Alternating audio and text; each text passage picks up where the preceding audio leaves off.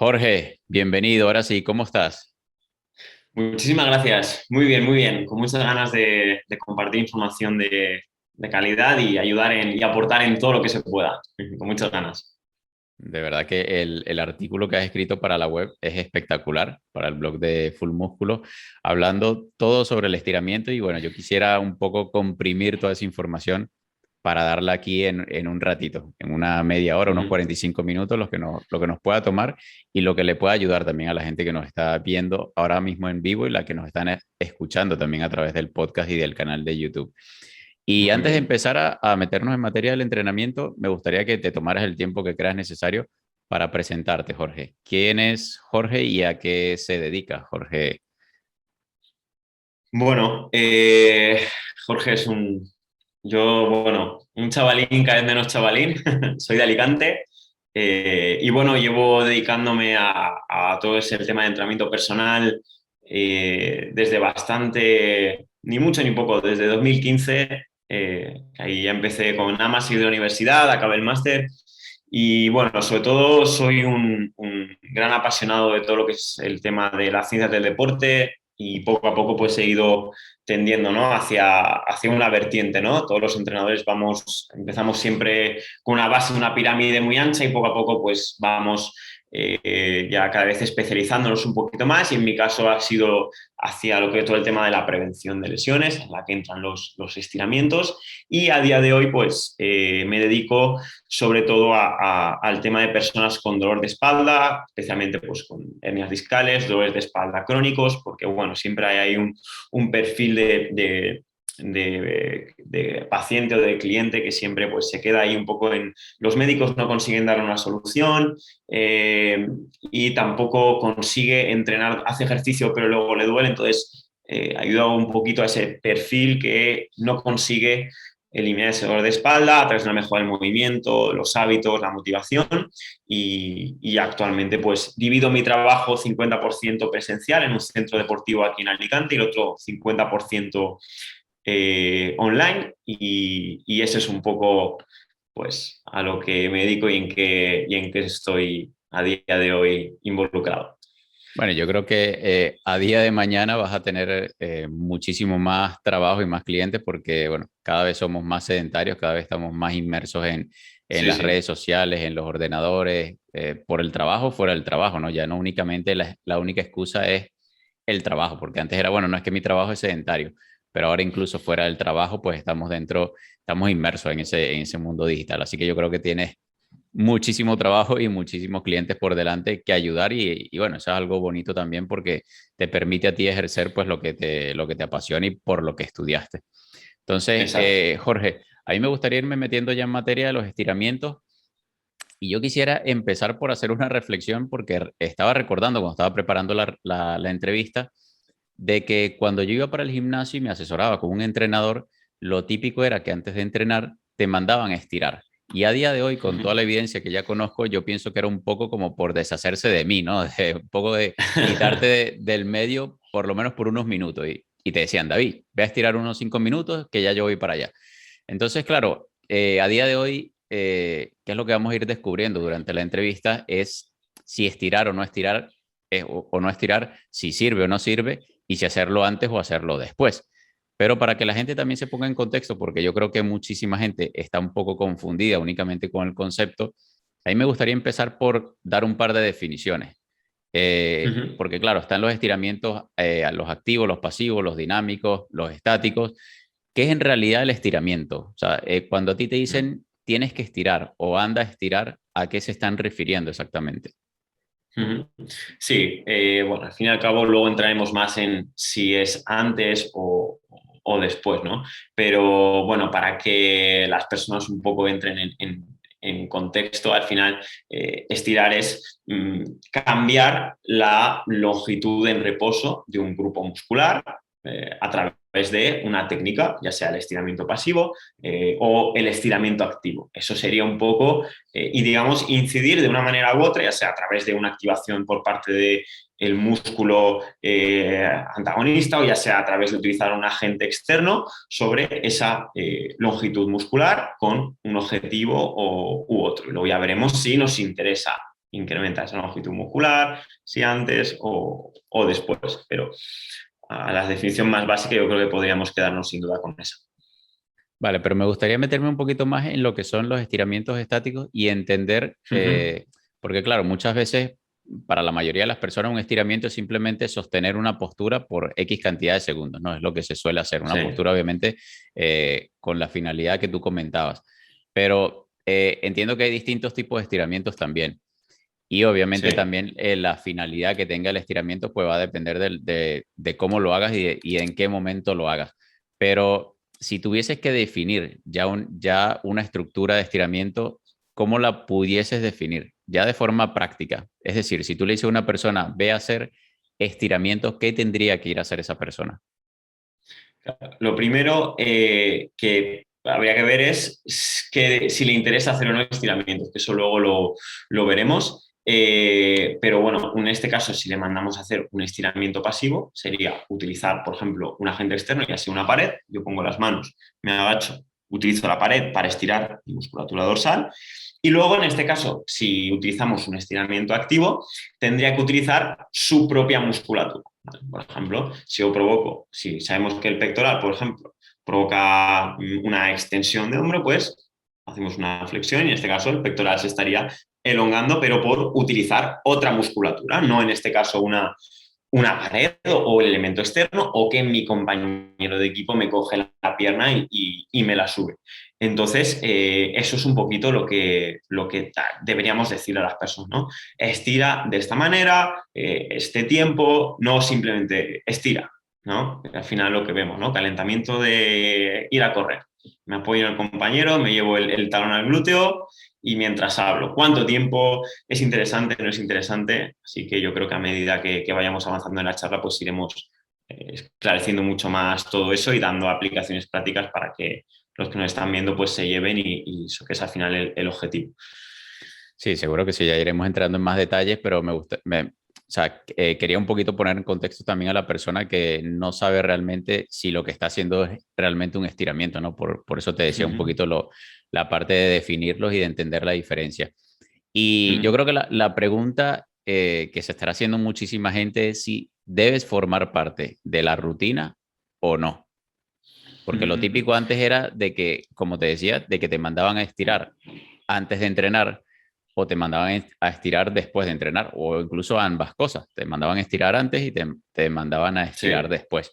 Entonces, tiene que incluso entre formar, series. sí, tienes toda la razón. Me había olvidado de que también entre series. Entonces, la pregunta aquí de oro es justamente esa, si debe formar parte o no necesariamente de la rutina. Que no sé si era, creo que es Felipe Isidro o algún investigador en ciencias del deporte que decía que la respuesta al 90% o 95% de las preguntas sobre entrenamiento es depende.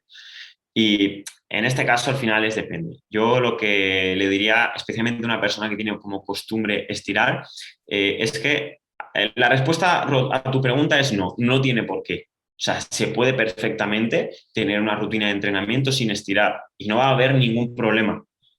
El estiramiento, al final, para lo que debemos entender es que es una herramienta más dentro de una serie de métodos de entrenamiento que tenemos los entrenadores para lograr una mejora en el amplitud de movimiento, una mejora en el rendimiento, una mejora en la prevención de lesiones. Luego veremos que muchos de estos beneficios que tradicionalmente se han atribuido a los estiramientos no siempre están respaldados por una evidencia científica.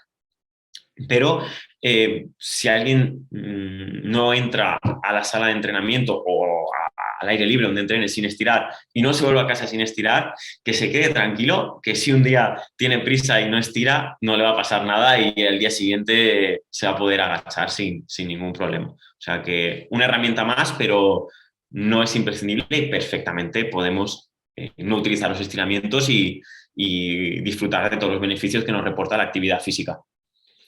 Sí, era justamente la pregunta que te quería hacer porque, claro, muchas veces estamos cortos de tiempo independientemente de donde estemos entrenando, sea en el gimnasio, en la casa, en el parque. Y realmente yo creo que un estiramiento bien hecho, o sea, porque muchas veces las personas realmente lo que estiran es prácticamente poco o nada. Entonces, digamos que una sesión de estiramiento bien hecha, pues de repente no estás tan holgado de tiempo como para dedicarle a Mm. esa sesión para aquellas personas que estén acostumbradas a estirar antes o después. Y a mí me gustaría, tú mencionabas lo que era el rendimiento deportivo, ¿no? Y a nivel ya, yo quisiera meternos ya, o sea, únicamente pensando en esa persona que entrena fuerza. ¿Tiene sentido cuando se estira antes de entrenar? O sea, ¿te provee algún tipo de beneficio de cara al Ujú. entrenamiento cuando estiras antes de entrenar? O simplemente, o por qué? A mí me gustaría saber por qué, de dónde nació también este interés de empezar a estirar antes de entrenar. Sí, yo creo que al final, tradicionalmente se ha pensado que estirar equivale a calentar, ¿no? Cuando en el fondo, dentro del grupo muscular está ocurriendo algo totalmente diferente, ¿no?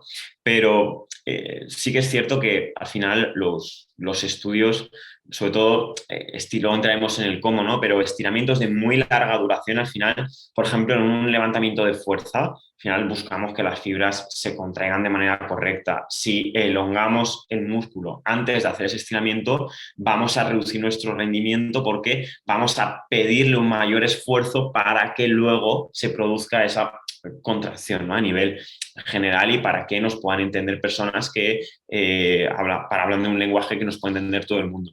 Entonces, al final hay que utilizar un poquito el sentido común, ¿no? Si hacer fuerza y entrenar es un poco buscar ese activación muscular, esa potencia, ese desarrollo de la fuerza explosiva, de cualquier cualidad física, pues probablemente buscar estirar y hacerle y someter al músculo a un esfuerzo mayor, pues no va a ser lo óptimo y nuestro rendimiento y nuestro gasto energético, porque por ejemplo, un corredor de 100 metros que tenga que producir mucha fuerza en muy poco tiempo, claro, si tú le dices parte desde aquí y llévame el músculo a este punto de acortamiento, ¿no? Pues va a costarle mucho más si ya lo predisponemos a un estiramiento. Entonces, creo que eso es un poco lo que deberían tener en cuenta las personas, especialmente que hacen estiramientos de muy larga duración antes de entrenar. Jorge, entonces tú me estás diciendo que todas las personas que estiran antes de entrenar básicamente estarían perdiendo su tiempo. Yo de hecho hice una encuesta en Instagram el día de ayer y más o menos cercano al 40% de las personas que respondieron a esa encuesta estiran antes de entrenar. No saben por qué, seguramente, estoy seguro que la mayoría de las personas simplemente lo hace porque el de al lado también lo hace o porque cuando llegaron esa primera vez al gimnasio se lo recomendaron o vieron que alguna otra persona lo hacía, porque realmente muchas de las cosas que hacemos dentro de los gimnasios porque vemos al de al lado hacerlas. Entonces, tú me estás diciendo de que esas personas, ese 40% que respondió en las historias, está básicamente perdiendo el tiempo, es decir, que incluso pudiese estar perjudicando su entrenamiento, el rendimiento dentro de su entrenamiento. Pues sintiéndolo por algunos, la respuesta es que sí, también con un poco de depende, como estamos hablando. Sí es cierto que algunos tipos de estiramientos, como pueden ser los dinámicos o los más activos, especialmente si hay una limitación o también habría que diferenciar un poco si estás en un entrenamiento más orientado al rendimiento o a la prevención de lesión, ¿no? Por ejemplo, yo que trabajo con personas con problemas de espalda, siempre conviene, pues podemos meter a un estiramiento, por ejemplo, para la zona de la cadera, que sabemos que es una zona que se vuelve muy rígida cuando tenemos dolor de espalda, pero claro, ya estamos en un contexto muy concreto, especialmente si buscamos rendimiento, los estiramientos pasivos de larga duración antes de empezar, yo, si fuera tu entrenador, no te los mandaría.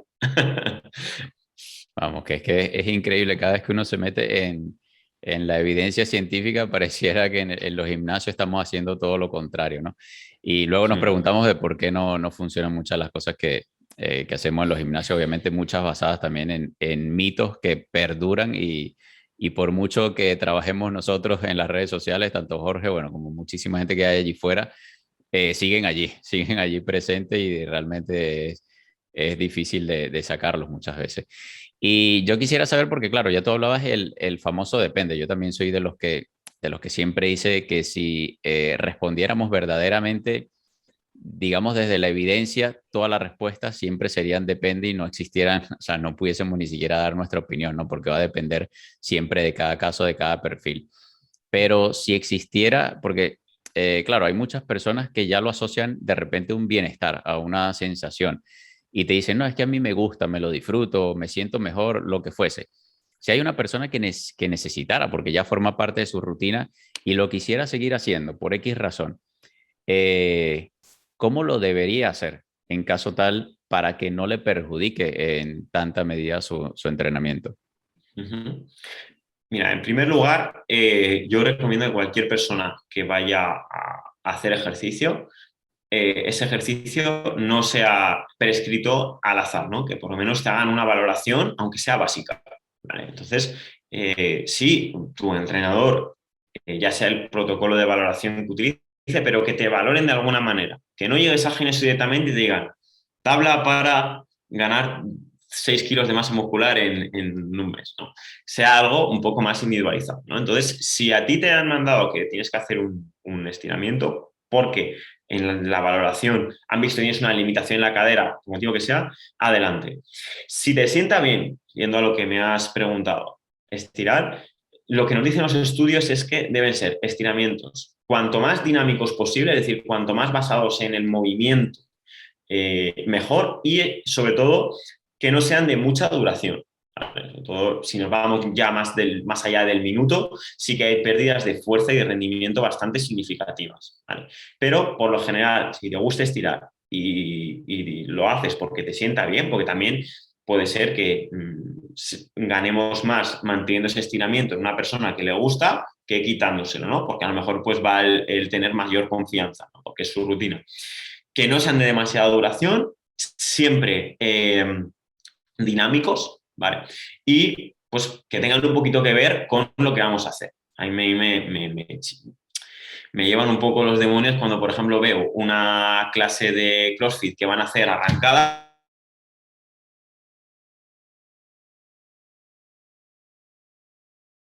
yo qué sé, sentadillas y al revés, se ponen a trabajar cualquier cosa en lugar de a lo mejor movilidad de cadera o movilidad de tobillo, ¿no?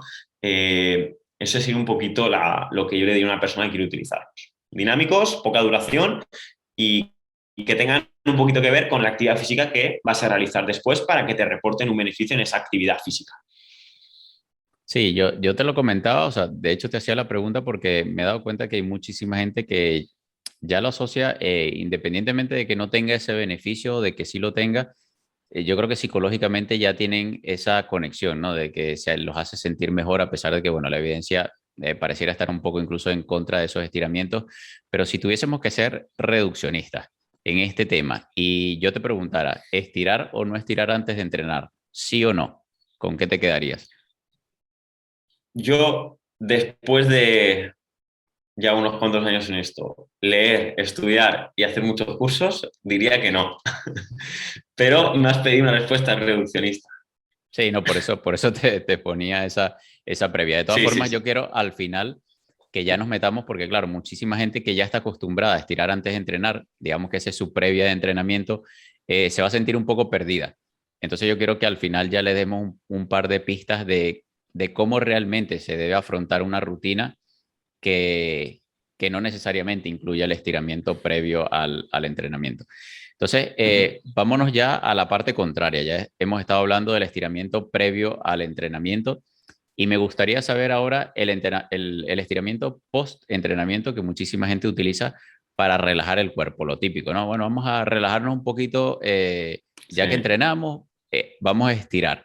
¿Contribuye o no contribuye el estiramiento a lo que es la relajación muscular post-entrenamiento? Según la ciencia, que es el estudio que he utilizado en el artículo, es el de Magnusson, después de estirar o no estirar, no hay cambios en la actividad electromiográfica del músculo. Que eso quiere decir lo que se activa el músculo.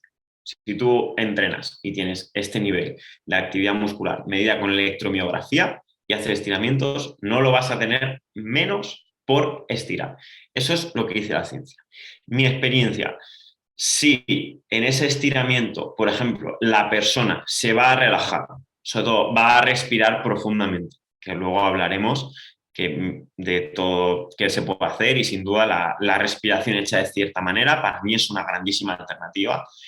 Claro, va a mejorar, pero a lo mejor por esa respiración y esa actividad del sistema parasimpático, ¿no? Esto es como el que quiere perder grasa, se pone a dieta, se toma suplementos y luego dice, qué bueno es este suplemento, ¿no? He perdido 3 kilos de grasa. Ah, no ha sido la dieta, ¿no? Que te has puesto de dieta, ¿no? Pues por aquí van un poquito los tiros. Atendiendo a la ciencia no ayuda a mejorar la relajación muscular después del entrenamiento. Me hace gracia lo que comentas de la suplementación porque es brutal la capacidad de asociación errada que tiene la gente de que hace dieta, cambia hábitos, puede hacer todo lo que quiera, pero siempre le va a asociar el progreso al suplemento. No, Al es que, suplemento. ¿y qué hiciste para mejorar? No, me estaba tomando este suplemento. Sí, sí, sí, Y de sí, sí. hecho, uno de los primeros episodios de la temporada anterior, de la primera temporada, fue hablando de un suplemento en particular y me pareció incluso curioso el hecho de que el suplemento debajo en la etiqueta te colocaba acompañar con entrenamiento y dieta. Y claro, al final, ninguno de estos suplementos por sí solo te va a llevar a los resultados que estás buscando. Y como ellos saben que al final la persona termina asociando los resultados al producto, pues obviamente se ven beneficiados. Entonces, pero bueno, no es el tema, no es el tema de la Ya, charla ya, de ya. hoy, pero de verdad que es interesante esa asociación psicológica con la que juegan, ¿no? Al final, obviamente, para ellos verse beneficiados. Eh, yo quisiera saber, ya tú hablabas un poco de que, bueno, te hice la pregunta antes para el estiramiento previo y quisiera meterme un poquito más allá en los estiramientos post-entrenamiento. Porque claro, yo entiendo de que esa respiración profunda, esa relajación, post-entrenamiento, pues obviamente al final te hace pensar de que ese estiramiento te es o no te es beneficioso. Mm. Entonces, si por lo menos según tu experiencia con tus clientes y durante todos los años que tienes estudiando y metiéndote en materia con respecto a los estiramientos, ¿recomendarías o no lo recomendarías? Ya independientemente de que la persona los disfrute o no los disfrutes. Individualizaría, sobre todo. O sea, sobre todo, esto, si tú quieres, es bajo tu propia experiencia, yo utilizo los estiramientos cuando hay, dentro de lo que es el proceso, a personas con una rigidez brutal. Te hablo de un test de elevación de pierna aquí, o un test de elevación de pierna aquí, o un rodilla al pecho hasta aquí. Ahí se utilizan como parte. Pero a mí, para que te hagas una idea, el perfil que me viene a mis programas de espalda es una mujer normalmente mediana edad, que va mucho a yoga, que se mete la pierna casi por detrás de la cabeza, pero le duele la espalda horrores. También hay otros factores, ¿vale? Pero claro, esa persona, ¿qué es lo primero que tiene que hacer? Decir, ¿qué estiramientos haces? Este y este. ¿Vale? Perfecto. Pues ya sabes todo lo que no tienes que hacer. Y cuando las personas empiezan a sustituir esos estiramientos por ejercicio de fuerza, empiezan a mejorar. Entonces, por eso, individualidad. Tienes una rigidez, por ejemplo, yo tengo, como muchísima gente, una cadera izquierda con mucha limitación en rotación, especialmente rotación interna. Pues yo sí que estiro de vez en cuando, puntualmente o dentro de mi rutina, hago a lo mejor dos ejercicios, un ejercicio de activación, un ejercicio de estabilidad, un ejercicio de fuerza y luego mi estiramiento de esa cadera concretamente, pero porque tengo mucha limitación ahí. ¿Vale? Pero entonces, atendiendo a tu respuesta, a lo mejor una persona que tiene una limitación muy fuerte, sí que tiene que introducir ese estiramiento, pero ni después concretamente cuando tenga tiempo, pero que lo tiene que trabajar porque tiene una limitación muy grande. En cuanto a relajación, en cuanto a recuperación, que no sé si lo íbamos a comentar ahora o no, no, no, porque no está demostrado científicamente que ayude. Sí, justamente eso iba, que si, cómo repercutía, si es que repercute en la recuperación, porque también muchísima gente Mm. lo practica ya no únicamente por el tema relajación, pues entrenamiento, sino también por supuestamente promover lo que es la recuperación muscular. ¿Qué nos dice la evidencia en ese caso? Sí, igualmente con el tema de la relajación, si no recuerdo mal, en este caso el estudio lo que hacía era medir los marcadores fisiológicos de fatiga, que son creatinquinasa, urea, análisis bioquímico y tal, y tampoco veían cambios significativos por el hecho de realizar estiramientos o no realizar estiramientos. ¿Ya? Para recuperar, como comento en el artículo, nutrición, descanso y una buena pauta de carga de entrenamiento. Sí, sobre todo, lo que pasa es que yo creo que en esto, seguramente, no sé si estarás de acuerdo conmigo o no, Jorge, claro, siempre tu estado físico o tu salud se va a ver lastrada por eso que tienes más descuidado, ¿no? Y la persona de repente que llega a ti ya está obsesionada lo suficiente con la alimentación y el entrenamiento como para que de repente la mayor parte del beneficio se la pueda llevar mejorando el descanso. Entonces, Ujú, yo creo que muchas veces también, por eso es importante destacar esos tres pilares que tú mencionabas, porque muchas veces nos estamos enfocando mucho en uno o nos obsesionamos mucho en uno, cuando de repente el mayor margen de beneficio o de progreso lo pudiésemos conseguir mejorando otro.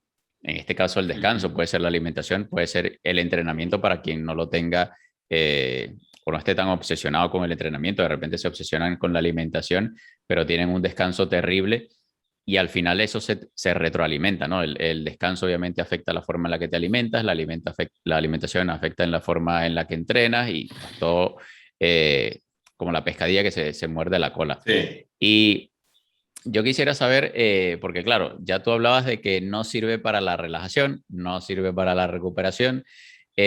Básicamente pareciera ser lo que tú decías, ¿no? Más bien un beneficio por el simple hecho de que estás allí respirando, estás concentrado en una posición, estás presente Ujú. y pareciera ser un beneficio que va en ese sentido, ¿no? En esa relajación, pero ya no únicamente, o sea, ya no a nivel muscular, sino más bien a nivel general. Entonces, te voy a hacer la misma pregunta que te hice antes, a modo reduccionista, y bueno, luego voy a hacer una salvedad, pero a modo reduccionista, ¿sí o no? ¿Una persona tiene que estirar o crees que sería necesario o importante estirar después del entrenamiento? Diría que no. Y ahora te pongo, por eso te decía de que te iba a hacer una salvedad, imaginando de que esa persona se disfruta ese momento, pues porque hace esa pausa de respiración, de repente, pues, de relajación antes de subirse al auto y de volverse a casa, lo que fuese. En ese caso, ¿le recomendarías que siguiera con ese tipo de estiramientos estáticos o le recomendarías alguna otra práctica? Si realmente le ayuda, se lo recomendaría y pues le daría algunas pautas, pues a lo mejor para que los estiramientos se hicieran de una manera más dinámica o le diría, oye, hazte una valoración, digamos que se lo mantendría y poco a poco se lo iría optimizando hacia lo que está demostrado que funciona, que como os he comentado hay muchas maneras de estirar. Ujú. Jorge, yo sé que tu parte favorita o la parte en la que te has especializado, que es en la parte de lesiones, también mucho se toca, ¿no? El tema de los estiramientos. Entonces, ¿cómo va o cómo afecta lo que es el estiramiento con lo que es la incidencia de lesiones? Sí, bueno, por lo general volvemos un poco a lo mismo, no existe por lo general un consenso ni hay ningún estudio que directamente demuestre que estirar de manera, sobre todo de manera estática, previene lesiones. Y es cierto que algunos estudios, tema de tobillo, que pues, sí que sacan algunas conclusiones un poquito más favorables, pero a mí los que más me gustan son los que comparan fuerza con estiramiento. Normalmente siempre que se hace un grupo que solo estira frente a un grupo que hace solo fuerza, los que realmente mejoran y los que realmente previenen más lesiones son los que entrenan la fuerza, ¿no? Entonces, al final, creo, lo digo en muchos vídeos, ¿no? Si muchas lesiones son porque tenemos una musculatura que el sistema nervioso no la activa correctamente, digamos como que te apaga la luz, si yo voy a estirar, voy a favorecer que esa luz se quede apagada. Entonces no voy a incidir sobre ese problema de que me falta actividad en un músculo, me falta equilibrio en un músculo, ¿no? Voy a, digamos, favorecer que ese problema siga perdurando, ¿no? En el tiempo. Entonces, los estiramientos no previenen lesiones, sí que pueden integrarse en un programa de prevención de lesiones con otro tipo de ejercicios, pero o cosas que hago igual día a día. Es que ya me he lesionado, eso me ha pasado por no estirar. Eso es una afirmación muy anticuada y que sin duda esa persona que se pone a entrenar la fuerza y hacer otras cosas, sus lesiones se lo van a agradecer, vamos, seguro. Pareciera que vivimos engañados, Jorge, porque la verdad es que todo lo que estamos discutiendo aquí es básicamente lo que hace muchísima gente dentro de los gimnasios y de allí el peligro de no peligro entre comillas también, ¿no? Porque obviamente hay mucha información allí fuera, pero el riesgo de no asesorarse bien o de no saber con quién te estás asesorando también, independientemente de que Sí. lo hagas de forma personalizada o pues busques un referente. Y no previene lesiones, pero ¿qué hay de incrementar el riesgo de lesión? Porque si no la previene, pudiera tener una contraparte, ¿no? Que pudiese Mm, ya incrementar el riesgo de lesión. mm, ¿Qué dice la evidencia reciente con respecto a eso? claro. A ver, hay un estudio un poco agresivo que es el de Cometti, que lo he puesto citado en el artículo. Y voy a intentar explicarlo un poco en palabras para que nos entienda todo el mundo, ¿no? Claro, yo no, al igual que hemos estado afirmando que estirar no previene lesiones, no, bajo mi experiencia, no afirmaría que estirar incrementa el riesgo de lesión de manera directa, ¿vale? O sea, podemos estar tranquilos, ¿vale? Pero, claro, al final, si nosotros predisponemos a lo que comentamos antes de la fuerza, a la musculatura, a que tenga que hacer un esfuerzo superior para hacer un movimiento concreto, al final eso es un vaso que se va llenando. Y la mayoría de las lesiones, salvo en deportes colectivos que hay un golpe o un esguince por una patada o lo que sea, la mayoría de las lesiones son por sobreuso. ¿Vale? Entonces, claro, si lo que queremos es reducir esa sobrecarga, no nos interesa trabajar de más. ¿Vale? Entonces, si incrementamos el estiramiento, luego vamos a tener que solicitar al músculo que trabaje extra, porque va a suponer un mayor gasto energético, porque va a perjudicar nuestra economía de movimiento. Entonces, claro, en ese caso habría que planteárselo un poco, ¿no? Pero, y luego está el tema que comentábamos antes del sistema nervioso, ¿no? Ahora sí que poniéndonos, si eres un puntito más técnico, sin nada del otro mundo, cuando una articulación se inhibe a través de un estiramiento, cuando apagamos esa luz, digamos que el sistema nervioso, la representación de esa articulación dentro de lo que es el córtex motor, el cerebro como que la pierde un poco, entre comillas. Entonces, claro, ¿cómo va a responder? Generando rigidez y a lo mejor asumiendo que un movimiento es amenazante, ¿no? Entonces, claro, si nosotros estiramos, al final estamos mandando señales al sistema nervioso de apaga ese músculo, vamos a reducir la propiocepción sobre esa articulación, vamos a reducir el control motor sobre esa articulación, vamos a incrementar la rigidez, lo que nos va a provocar unos movimientos de menor calidad. ¿Eso repercute en las lesiones un movimiento de peor calidad y un peor control motor? Probablemente sí. ¿Vale? Ahora mismo no conozco ni me viene a la cabeza un estudio que relacione a lo mejor, pues, obviamente, el control motor con las lesiones, por supuesto, pero habría que replantearse un poquito eso, ¿no? Si realmente lo que buscamos es activar, decir al sistema nervioso, oye, tengo control de esa articulación, ¿no? No es necesario que generes ese dolor lumbar cuando te agachas, porque ya la persona tiene control sobre esa cadera.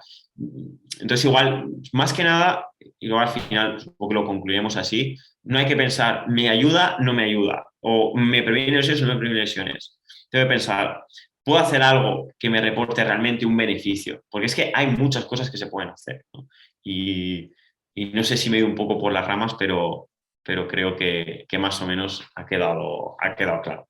No, yo creo que al final en todo esto, no únicamente en el entrenamiento, sino también la parte de alimentación y descanso, no va de blancos y negros, ¿no? Obviamente hay una escala de grises allí y lo que tú decías, lo que pasa es que, claro, el problema está en que vivimos en el mundo de las redes sociales y las redes sociales lo que más te puede vender o más fácil te puede vender son los extremos. Entonces, por eso cada día, cada año que pasa con el dominio de las redes sociales somos cada vez más extremistas. Y pasa en la política, pasa en el entrenamiento, en la nutrición, Sí, pasa en todo, ¿no? Las personas que se quedan allí en medio hablando de grises no destacan tanto que esas personas que hablan en esos extremos, ¿no? Por darte un ejemplo, en el caso de la nutrición, la dieta vegana y la dieta carnívora crean más impacto porque obviamente pues generas más polémica, que es al final lo que buscan las redes sociales, ¿no? Comentarios, compartidos, me gustas, entonces bueno, al final es lo que se promueve. Y yo creo que, ujú, Jorge, hemos dejado aquí a las personas que nos están escuchando un poco indefensas, ¿no? Desnudas ante sus entrenamientos, porque claro, cuando tú te das cuenta en esa encuesta que hice en las historias de mi Instagram, te das cuenta que casi la mitad de las personas está estirando y casi la mitad de las personas no tienen ni siquiera la idea de por qué lo está haciendo, sea antes o sea después. Entonces ahora le estamos diciendo prácticamente de que no sirve para mucho, o sea, obviamente dependiendo siempre de cada caso, pero los estás dejando indefensos, ¿no? Ahora no van a saber qué hacer de cara al entrenamiento, no van a saber qué hacer después de su entrenamiento. Entonces, vamos a empezar por el preentrenamiento. ¿Qué deberíamos estar haciendo? Ya sabemos que el estiramiento no es necesario, pero ¿hay algo realmente necesario antes del entrenamiento? Bueno, como siempre, contexto, pero como creo que buscamos más que las personas tengan en claro exactamente qué tienen que hacer y para no andarnos tanto por las ramas, yo desde que ya un poco empecé a quitar, no quitar porque sí que los utilizo de vez en cuando, sobre todo metería muchos ejercicios de activación y que se acerquen mucho a lo que vamos a hacer. Primero, obviamente, hay que diferenciar un contexto de prevención de lesiones o de recuperación de un contexto de rendimiento, pero hay que primero entender que el calentamiento debe ser algo parecido a lo que luego vas a hacer. Y siempre lo que deben hacer es pensar, ¿qué musculatura voy a utilizar? Vale, la activo. ¿Cómo quiero activarla? ¿Me interesa más algo isométrico? ¿Me interesa más algo dinámico? ¿Me interesa más trabajar, por ejemplo, que voy a correr algo pliométrico, que tenga algo de impacto? Porque luego mi actividad física va a tener de eso. Pensar eso. Una vez no es primero caliente y luego pienso lo que voy a hacer. ¿Qué voy a hacer? Y pienso ejercicios que me ayuden a eso. Entonces, ejercicios de activación. ¿Vale? Me gusta mucho, no sé si lo conoces, de hecho, el sistema de entrenamiento que tienen en Exos, que básicamente ellos llaman preparación al pilar. El pilar es como todo el core y hacen movilidad dinámica, pero luego siempre activan. ¿Vale? También introducen el foam roller, que luego podemos hablar un poquito, pero siempre es todo muy dinámico. ¿Vale? Es algo, pueden hacer algo sentados, pero siempre todo que tenga repercusión con lo que van a hacer ellos luego. ¿Vale? Ejercicios, por ejemplo, para ya dar una receta. A mí me encantan los músculos que los americanos llaman los money makers, que son sobre todo isquiotibiales, glúteos, abdominales, especialmente oblicuos, y si vas a trabajar tren superior, el serrato. Si vas a trabajar, por supuesto, activación de la musculatura profunda del abdomen, y si vas a trabajar algo, a un gesto deportivo, a un tipo de activación del tobillo. Eso para mí es el calentamiento que utilizo día a día con mis alumnos, que utilizo yo mismo cuando yo entreno, y para mí es lo ideal. ¿Que tienes alguna limitación de movilidad importante?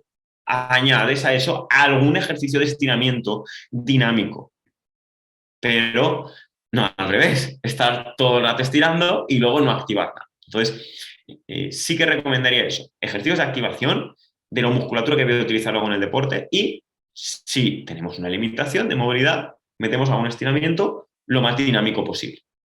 Jorge, por dar algún ejemplo práctico, supongamos, me gustaría tomar dos ejemplos. Una mujer que va a entrenar piernas y lo típico, y un hombre, lo típico, que va a entrenar pectorales.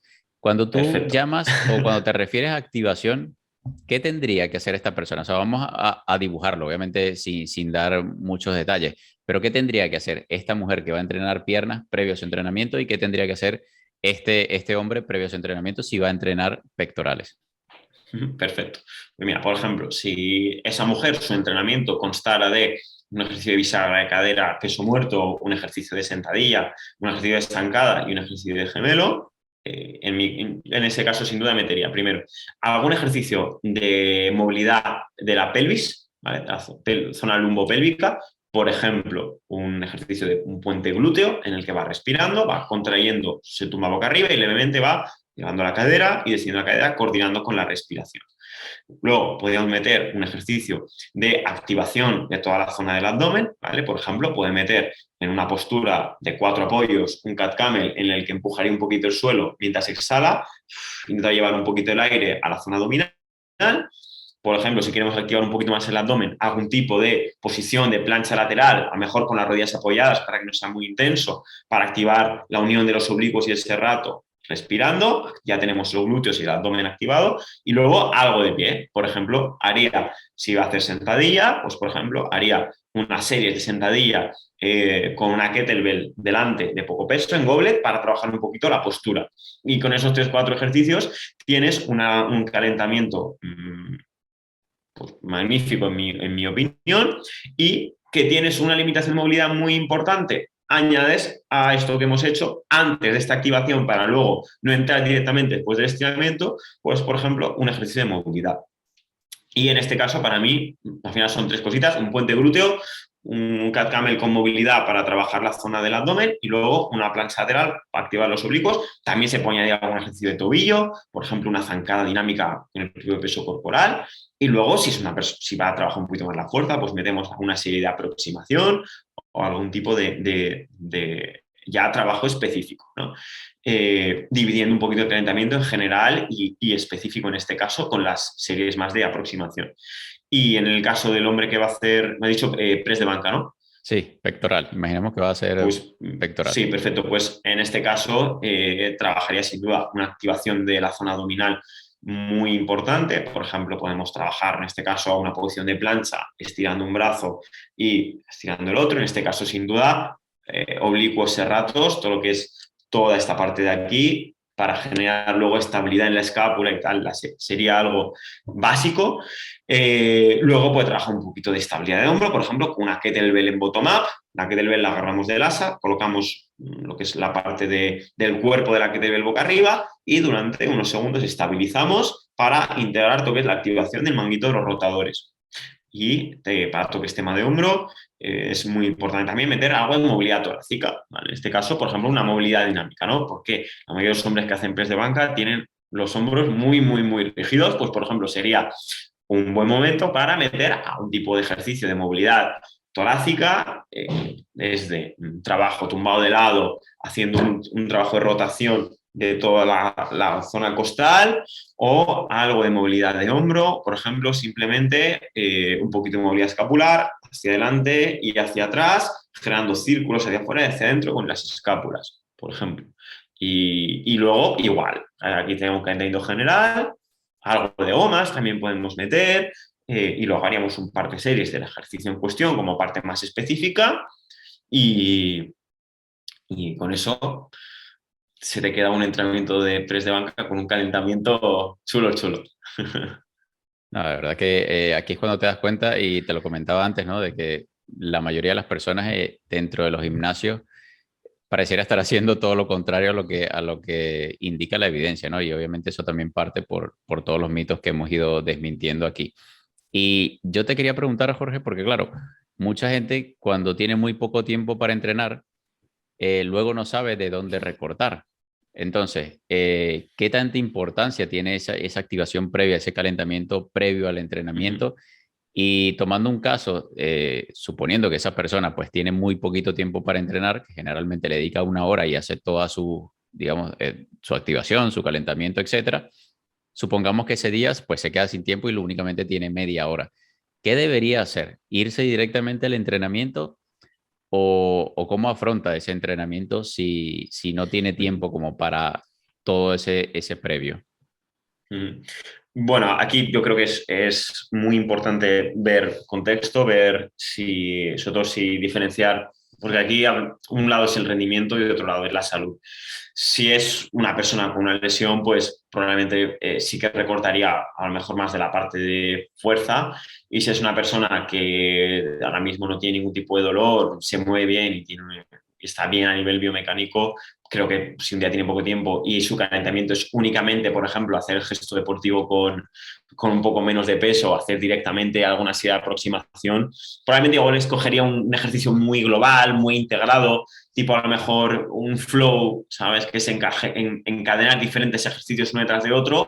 Hago algún ejercicio que involucre muchas articulaciones, a lo mejor pues haces una elevación de cadera, rotación, paso, algo de un par de minutos y ya arrancar. Si estamos en una recuperación de una lesión, pues a lo mejor sí que no recortaría tanto.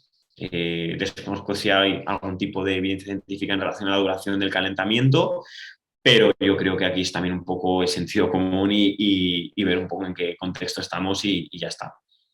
Sí, yo creo que en ese caso, como tú dices, siempre en una persona obviamente sana, que tenga también cierto nivel de cierta experiencia, ¿no? También en el entrenamiento de fuerza, yo creo que con unas series de aproximación le valdrían. Pero allí coincido contigo en el hecho de que si tienes tiempo, yo creo que es importante dedicarle el tiempo necesario a todo ese Sí, proceso sí. previo, ¿no?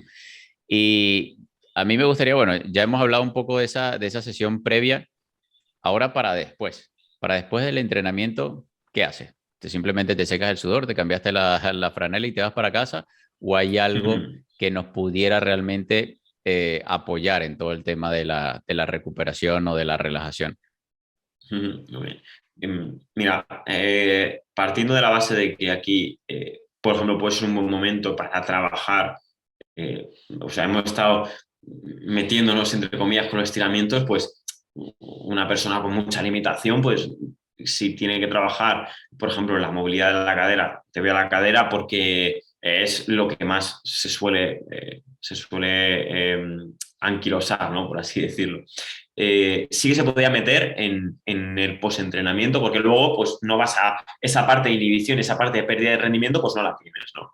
Pero en mi caso, y sobre todo desde que aprendí un poquito sobre el tema con bueno, diferentes escuelas que lo trabajan, para mí el gol estándar para volver a la calma es, en este caso, por un lado, algún tipo de respiración, ¿vale? Tipo de respiración, especialmente la respiración diafragmática, porque es una manera buenísima de activar el sistema parasimpático, de empezar un poco a reutilizar sustancias de desecho que se han producido durante el entrenamiento.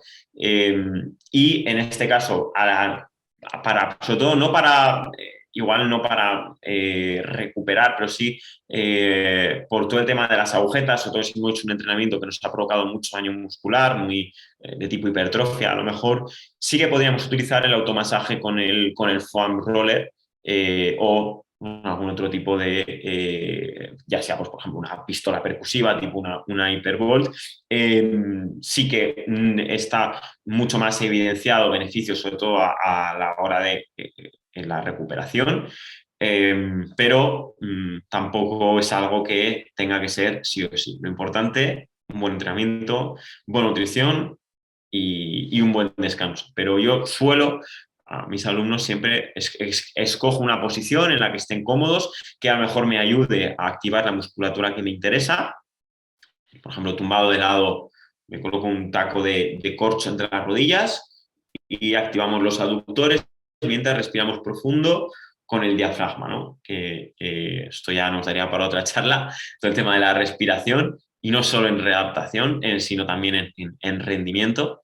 Y para que la gente que trabaja en rendimiento luego pueda entrenar de manera segura y de manera incluso mucho más efectiva, porque respirando correctamente, y yo no estoy tampoco, tengo ya el tema de rendimiento, fuerza, etcétera, hace ya unos años que no lo toco mucho, pero utilizando la respiración, tanto para volver a la calma como en cualquier contexto, estamos reportando muchísimos beneficios, tanto a nivel de recuperación como a nivel de prevención de lesiones, especialmente el tren superior, y a nivel de rendimiento.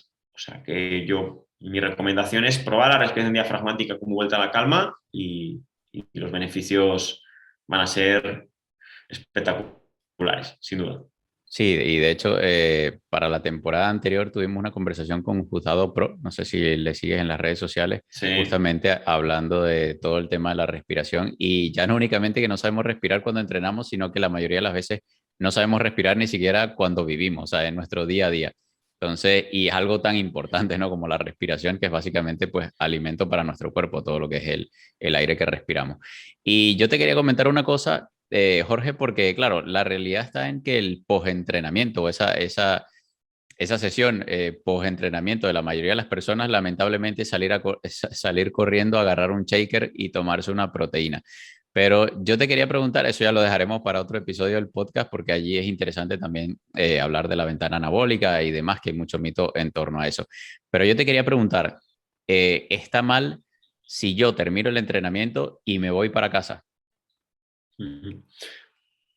En principio, te diría que no, siempre y cuando depende del objetivo que tengas. Si es un deportista que ha entrenado, sobre todo si has entrenado con intensidad y luego también depende de lo que vayas a hacer en casa. Pero claro, si eres un deportista que al día siguiente tiene que entrenar otra vez o quieres recuperar, creo que sí que hay ciertas herramientas que te pueden ayudar en la recuperación que simplemente irte y no hacer nada, ¿no? Como hablamos, esta respiración, esta adecuada nutrición, pero especialmente días de moderada o baja intensidad, ningún problema. Vale, yo creo que bueno, ya nos hemos metido suficiente con el estiramiento, Jorge. Creo que bueno, más allá de haberlos dejado desnudos en una parte de este episodio, de este podcast, le hemos dado las herramientas para que justamente sepan qué hacer, ¿no? Ahora de cara a su entrenamiento, si estiraban antes, cómo afrontarlo ahora y lo mismo para esas sesiones post-entrenamiento. Así que de verdad que ha sido brutal, Jorge, de verdad que estoy totalmente agradecido, no únicamente por el artículo espectacular que has escrito para la web, que voy a invitar a todos a que vayan allí y lo lean si quieren profundizar en todo el tema del entrenamiento. Está muy allí, está todo muy detallado allí en el artículo.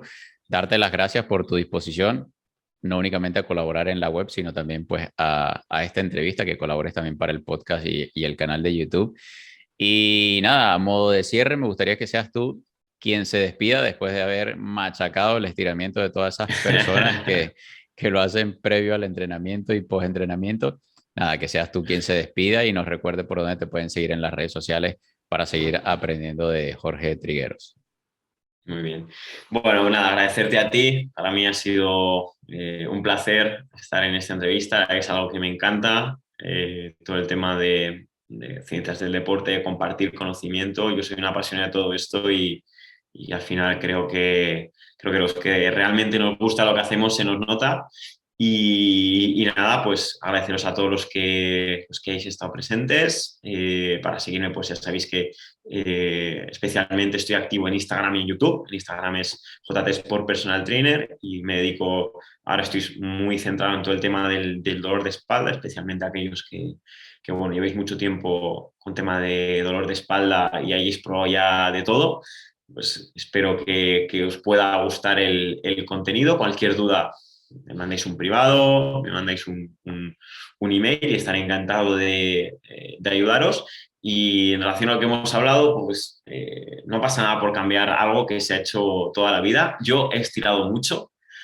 Yo he sido, y imagino que tú también, he sido de no irme a casa sin estirar, pero no pasa nada, lo hemos cambiado, los profesionales lo hemos cambiado y hay mucho que se puede hacer y nos va a reportar mucho beneficio, pero tampoco hay que demonizar el estiramiento porque os he comentado que sea un caso de mucha rigidez, pues es una herramienta más y dentro de un sistema y haciendo otras cosas, pues puede ser genial.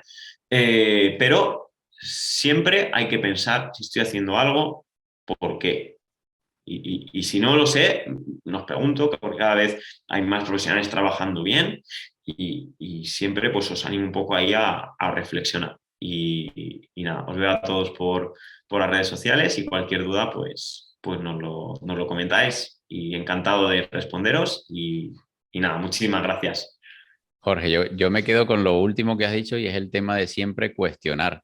Yo, de hecho, una de las premisas que tengo con nuestros asesorados es de que aprendan, ¿no? Más allá de únicamente darle una instrucción de hacer algo, de hacer esto, de hacer aquello, es de que entiendan el por qué y entender también de que todo lo que es la ciencia, la evidencia científica, obviamente todos los días salen nuevos papers y esto va a ir evolucionando y el día de mañana de repente algo que hemos dicho aquí Jorge y yo, pues no vaya a ser lo óptimo en este caso o en el otro caso. Entonces siempre intentar mantenerse, aunque no tengan que irse a los estudios, no tengan que irse a la PodMed, pues intentar siempre cuestionarse ese por qué que decía Jorge. Jorge, te mando un abrazo enorme. Le doy las gracias a todos los que nos están escuchando a través del podcast, a través de YouTube, a los que están conectados en vivo también a través de Instagram. Un abrazo enorme, muchísimas gracias. Le pueden dejar su like al vídeo donde nos estén viendo o al audio donde nos estén escuchando. Y te mando un abrazo enorme, Jorge, y esperemos que sea la primera de muchas por aquí en el podcast. Otro abrazo para ti y encantado y espero también que podamos seguir colaborando hablando de temas muy interesantes. Muchísimas gracias y gracias a todos de nuevo. Un abrazo. Un abrazo, Jorge. Hasta luego.